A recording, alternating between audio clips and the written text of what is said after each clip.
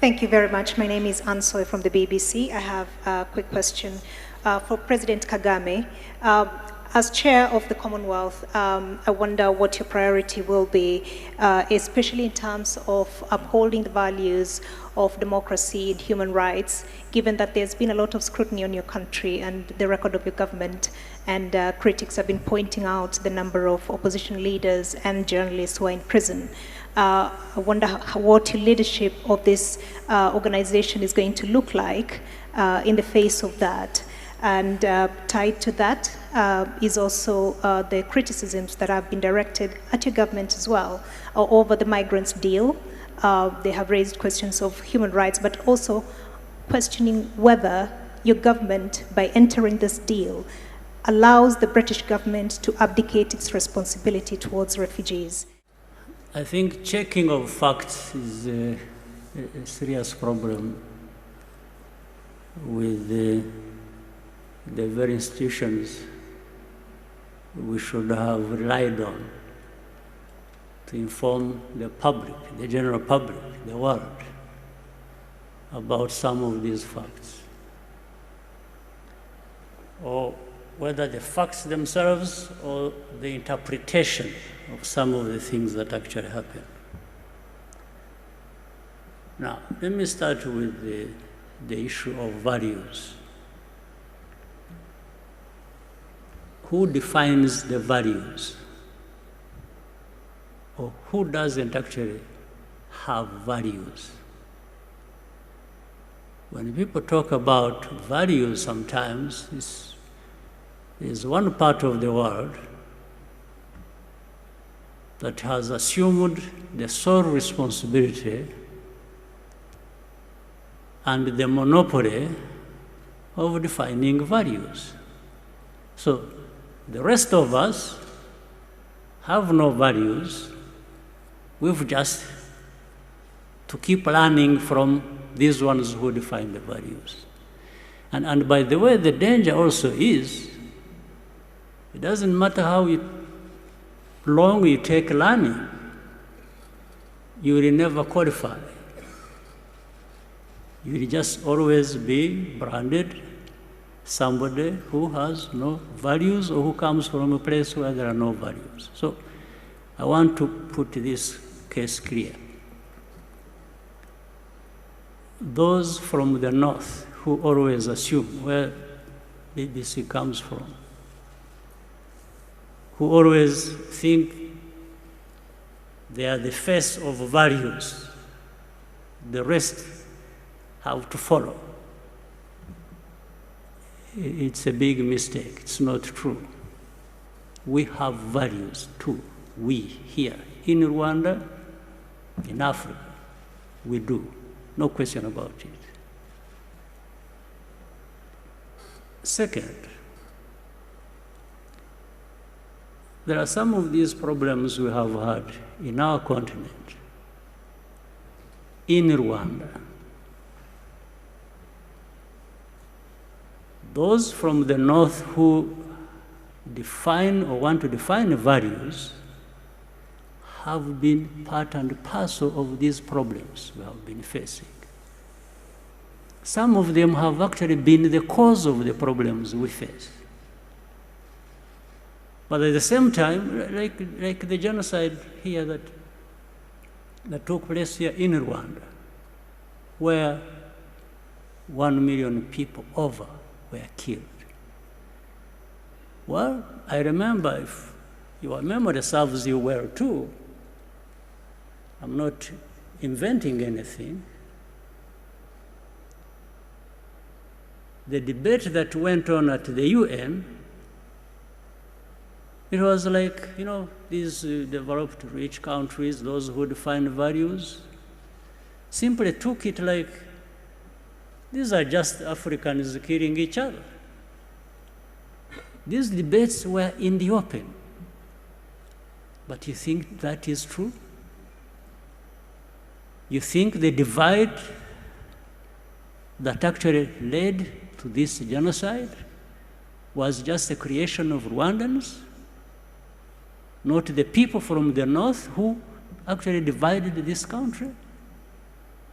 told people to think of themselves as belonging to one ethnic group and the other to think as belonging to another ethnic group, and therefore they should kill each other. Not only are they different, but they should kill each other.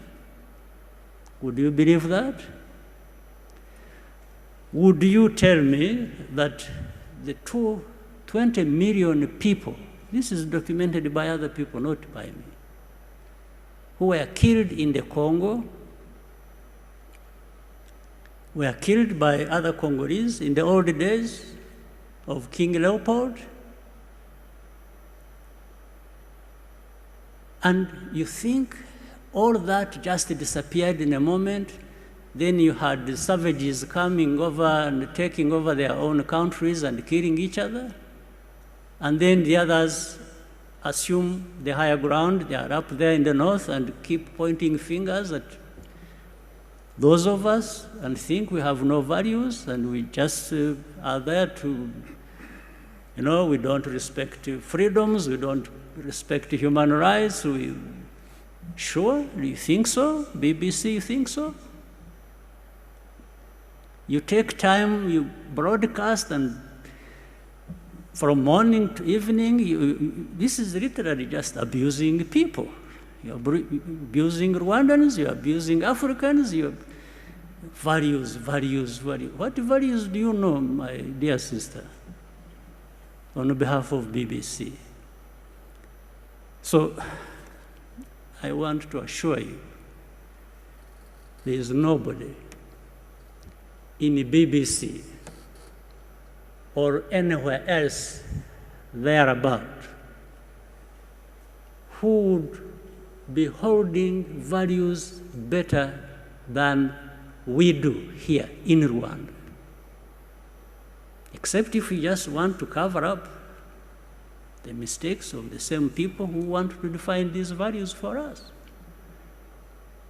Or really tragic mistakes of things they have caused. So, when you are saying that, you may tell somebody else, people who don't have time to think or who don't have a history where they have struggled with these complications, yes, they will. But here, those of us who have faced what we did, who have gone through what we did, we take our responsibility. Of course, genocide could not have happened just on the hands of others who brought it to us. No. We, Rwandans, have a responsibility. We have our share of the blame for it. But there are others who should take responsibility for that. So I just want to let you know that these issues of upholding values and so on, as far as I'm concerned, as I know, as far as Rwandans are concerned, we don't need any lessons from BBC or from anyone. I tell you this with firm conviction. So, democracy or people in prison you're talking about, there is nobody in Rwanda who is in prison that should not be there, because we have a justice system that is actually functional and is fair. Let me tell you something instead. Actually, there are people who are not in prison who should be there. There are no people who are in prison that shouldn't be there, but there are people who are not in prison who actually should be there. And I'll explain to you if you want. I know, for example, I've been seeing journalists writing all kinds of things. Take somebody, praise her or him, and make them champions of all kinds of things. That's fine. I wish these people are making them champions of their own situations, if they wanted them, but not of our situations. And I give you some details. and what I meant when I said what I said. Take an example who is always written about, and people who have been here even during this Chogam, and they were visiting. There's a woman called Ingabire Victoire, whom BBC and others want to always sing about being the face of the opposition. Okay, fine. And this is one I was referring to. She's not in prison now, but should be in prison now. She was in prison. She committed a crime for which she was tried in the court of law. She was actually sentenced and imprisoned. The government, the president, under the prerogative of the masses, president has that powers. Actually, this woman was released from prison before she served her full sentence. And it wasn't because she was not guilty or whatever. I'll tell you something else which shows double standards, which lead to these things you were asking. She was tried on the basis of evidence that was provided by European countries working with our own justice system. You see, it wasn't just done here. It was done between us and some European countries who provided evidence, corroborating with the evidence we had, and that's on the basis of which she was tried and sentenced and put in prison. Now, but some people decide to make that person an angel of freedom and democracy and something like that. Where does it come from? But she's out there. She's not in prison. But this I'm saying, she should actually be in prison if we hadn't just forgiven her. Okay, we forgave her to be out of prison so that you can pick her and pump her and praise her. Okay, that's fine. If that serves, but I wish it was serving something good for the country. That's okay.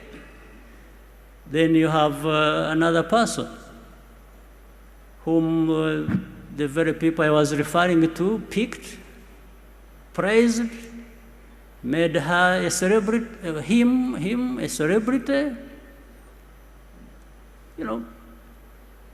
made a hero of, made him a savior of, but I don't know even what he saved. Now, when he faces justice, there is evidence, irrefutable evidence. He was tried in the court of law publicly. Nobody questions the facts on which the evidence is based. But then say, no, you see, this one is, a critic of the president. No, you first answer these facts before you talk about your things that you want to use. And in fact, this person committed this crime with many others. There are about 21 people in the same case, all of them who pleaded guilty and are implicating this person, and this person was at one time their leader. These are people who were armed, waged violence against families of Rwandans. People were lost their lives. There are victims there. And then there is the one, this person, it comes from America, from Europe, and that this person, and in fact, what is interesting, they come and say, this person, we are not saying he's innocent, but he should be released. And then we ask them and say, okay, if you think he should be released, how about these others who are co-accused with this person who are also in prison? So in other words, they are saying, this person is special. We've made him special, so you should not question that. And then we say, okay, fine. how about the victims? The very people, families that lost their people on the hands of this person. They can't answer that, but they keep insisting. So anyway, let me try to cut. It was a loaded question, so I'm trying to grapple with how to cut the answer short. But so the basis on which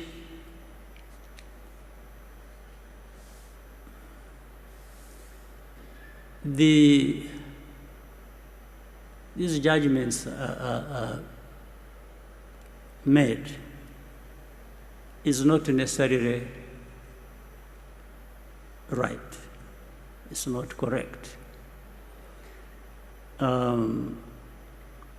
So I'll let you make a decision at some point what to believe or what you should be making other people believe, but I know by my answer in whatever way, maybe you're already framing a completely different story about what I said, or giving it a frame in which I didn't put it, but that's okay. Let me quickly talk about the migration problem with the UK. The migration problem arises out of so many things that have been happening even before we had anything to do with the UK migration issue. We have so many refugees here in Rwanda, Congolese refugees, Burundi refugees, many, in their tens of thousands. That is one. Number two, in 2018, we decided, at that time I was the chair of the African Union, that we help out on this case of Libya. Many Africans through Libya, up to now, they are still caught up there. They've been brought from Libya over time, brought here, processed here. Some of them are still here. 1,000 of them so far have been processed and taken abroad to Europe, to Canada, to United States. But we just saved a situation where thousands of young Africans were caught up in Libya. They were trying to get to Europe. They were not getting there. They got stuck. They were imprisoned. They were in jail. Then they were even being enslaved. There were people coming to buy them as slaves and taken to some places. So we said, we offered something to the international community. We told them, look, instead of having these people suffering in Libya, can we have them in Rwanda so that those countries that want to help out, either to return them to where they came from or to take them to places that can accept them, the remainder, those who want to stay with us, we can even make them stay here. We have no problem. Those are three options. And that's how the UNHCR got involved, other international institutions got involved, and the process has been going on since 2018. Now, on this one, because I have seen with this UK partnership, people tried to imply that there is money involved. It's like we are just being paid to have these people. You may find out for yourself, investigate, if anybody gave us money about the Libyan case. There was no money. In fact, what happened was the international community helped transport them, bring them here. We provided a place, and they also started supporting these people, and that's how it has been going. In fact, we had that situation. We had another case where we Israel, I remember, was throwing out some migrants also who had gone there from Eritrea, Ethiopia, Sudan. We also helped on that. That is way before this case of... so what is happening today is no different from what was happening then. Now, and this question of money involved that people are talking about, largely it is money to look after these people who are being brought here because they are not accepted in the other side, on the other side. Now, so if we have a situation like this, first of all, it also builds on our position in terms of how we see the migration issue. While there might be a right of a person to flee and seek refuge in some place,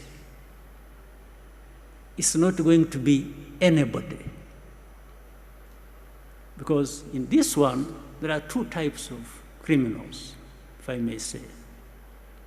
There are actually people who have been finding their way to whichever place that don't even deserve to be accepted by those places. It's not automatic. That when you say, I want to go to UK, I want to go to France, I want to go to Belgium, I want to go to Spain, that you must always be accepted. No, it depends on why you are going to that place. Are you somebody running away from persecution or from serious problems? Yeah, but there is a case here. People should be able to listen to that. But at the same time, it's up to that country to decide what they do in that case. There is nothing automatic about it. But in fact, some of the cases involve criminality. People simply either escape justice for committing different types of crime, and when they are going to whichever place, there is no automaticity about accepting them under migration laws. I think this must be accepted as a fact. Two, there is a criminality that involves slave trades, like they are trading them. These people who, there is a network of criminals that actually do business with this. That is known. The criminal networks are known in Africa or in Europe. So if countries are trying to say, no, we have to have orderly migration, what's wrong with that? I have no problem with that. And it doesn't matter where they are coming from, whether it is Europe or Asia or wherever.